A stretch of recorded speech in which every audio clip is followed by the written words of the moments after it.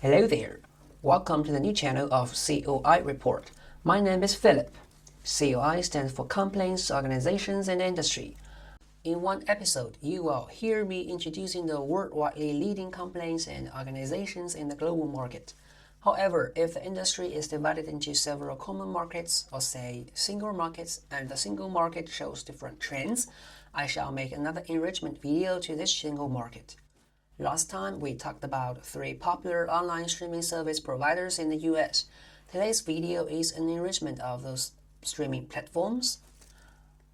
I'm going to introduce the top 3 long video platforms in mainland China. First, to clarify a bit, the term long video platform refers mainly to the complaints providing entertaining videos, typically longer than 45 minutes. It is almost equivalent to what people call video streaming platforms or over-the-top media in the US. I use this term long video platform for 2 reasons. A, to distinguish these complaints from the conventional video providers, namely the TV channels. And B, to distinguish them from the innovative short video platforms such as TikTok. You may have noticed that I said these platforms are almost in the same format as their US fellow complaints.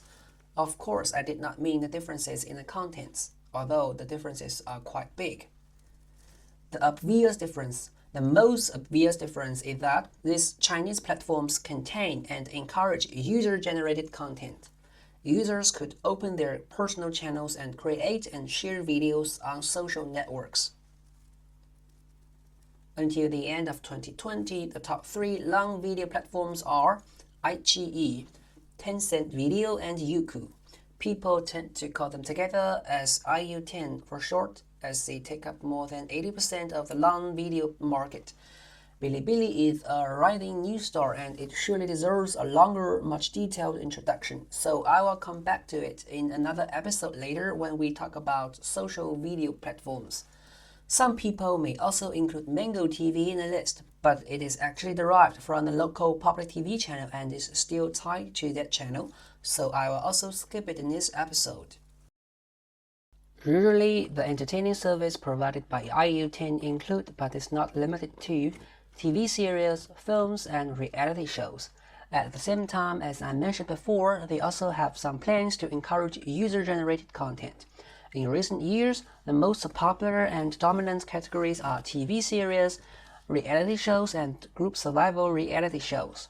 By the way, worldwide, the most popular Chinese TV shows are wuxia drama and xianxia drama. These two are the genres where the audience see fancy theater settings, costumes, and kung fu performance. This clip is a short demo for the beloved wuxia drama Word of Honor in 2021, which is premiered and exclusively available in Youku and YouTube. This is a demo for the xianxia drama Ashes of Love in 2019, which was premiered in a local TV channel and is now available in iQiyi, Tencent Video, Yuku, and YouTube. For those people who never heard of group survival reality shows, here's also a demo. This show is called Chuan 2021, which was organized and exclusively premiered in Tencent Video. This kind of survival shows are typically an East Asian phenomenon, I would say. In some contexts, it is also called the idol industry. You will find numerous TV series and entertaining shows every year on every platform.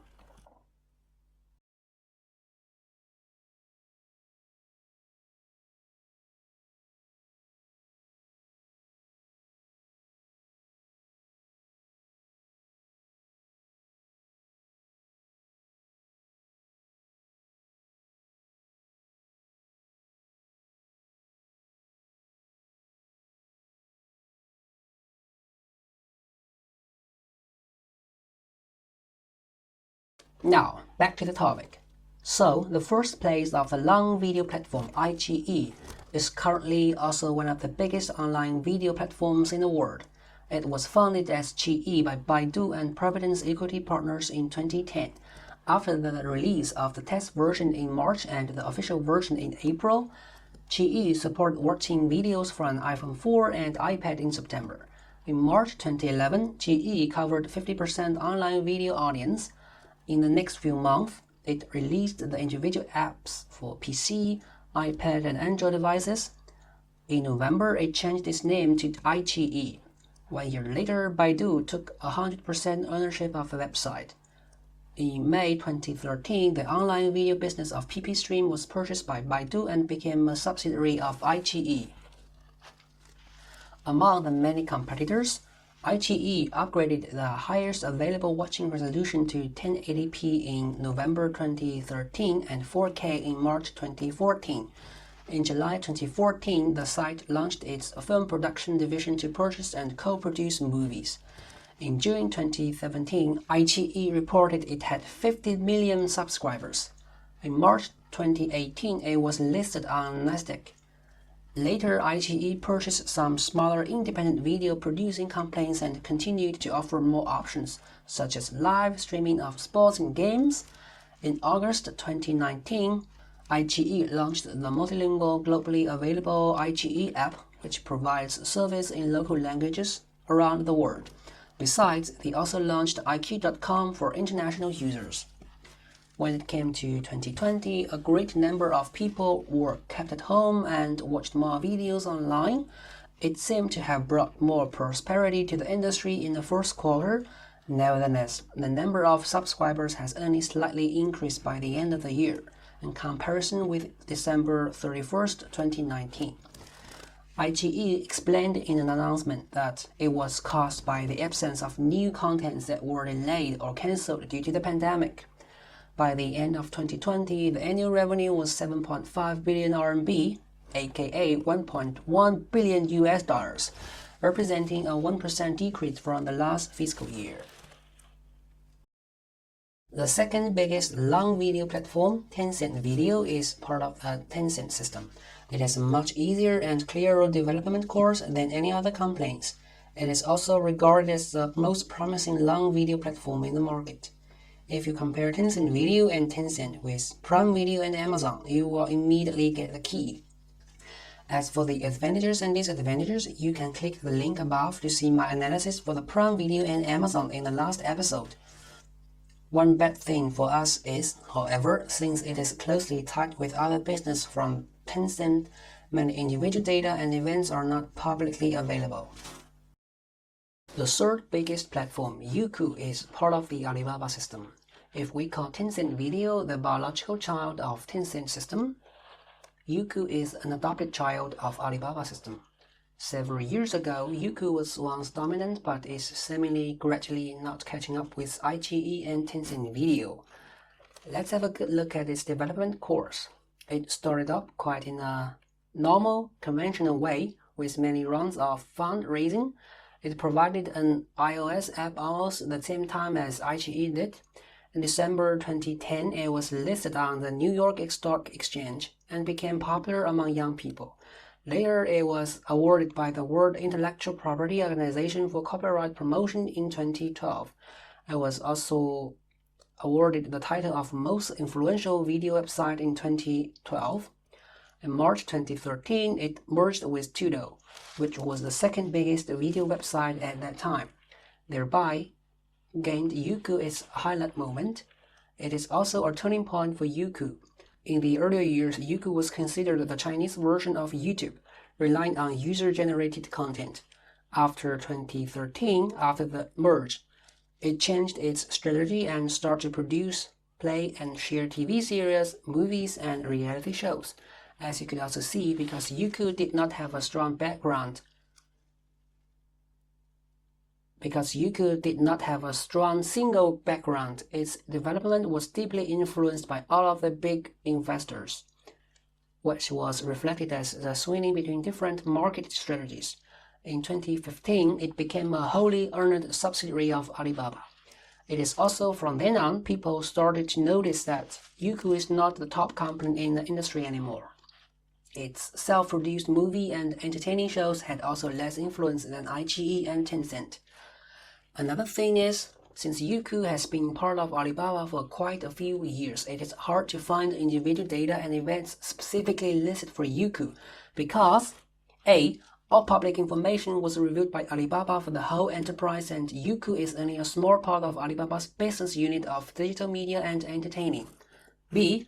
Youku's data was not pretty. Attention, here is a spoiler for other episodes. As I will report more about many other industries in the future, various industry branches, you will finally find that Tencent and Alibaba are almost involved in every branch in China. So far you have noticed, yes, the competition is real and fierce. If you go through the annual reports, you will find that no company is really profiting from this situation. If you read the internal letters of those companies, oftentimes they are analyzing why Netflix could have earned a good profit since many years ago. That is, it is far not the end game yet. The final goal of any enterprise is to earn money. Starting from this point, it is widely expected, for example, that the companies will charge more for their membership. This anticipation is not an attic in the air. As you can see from the chart for iQiyi, the percentage of the membership fees has always been increasing, faster than the supposed contribution of the new subscribers. The same applies to all other companies. Another thing worth noticing is the gradually increasing cost for content distribution. Platforms buy or sell most of the video service only exclusively, intending to activate the potential target audience to subscribe. This brings more income but also costs extra budget at the same time. For the last couple of years, all video platforms have been devoting themselves to producing original content, mainly reality shows and survival shows. Many of the shows were popular for a while but seemed not to be able to improve the income and outcome difference, at least not reflected in the annual reports. Also, the companies are taking action to attract international watchers. They have, for example, opened YouTube channels and uploaded the newest translated TV series and entertaining shows, well, mostly the group survival reality show. Another try is to release the contents directly to their own app in local languages. I personally haven't tried it yet, but a couple of acquaintances have followed the whole series of World of Honor and Tron 2021 in the app. Furthermore, some companies have also licensed Netflix and Amazon, authorizing them to play their programs in other countries. To finally achieve the goal of profiting, there are, or better say, there have always been some speculations, predictions, or even rumors that some of the companies will be merged, driven by the capital behind them, as has happened to Yuku and Tudo. The situation is rapidly developing. We may never know for sure until it has happened. So, that's all for this episode of the top 3 long video platform in China. Hope you have enjoyed it. Please do not forget to like and subscribe. If you have any suggestions or good ideas, please feel free to leave a message. See you next time, and stay healthy.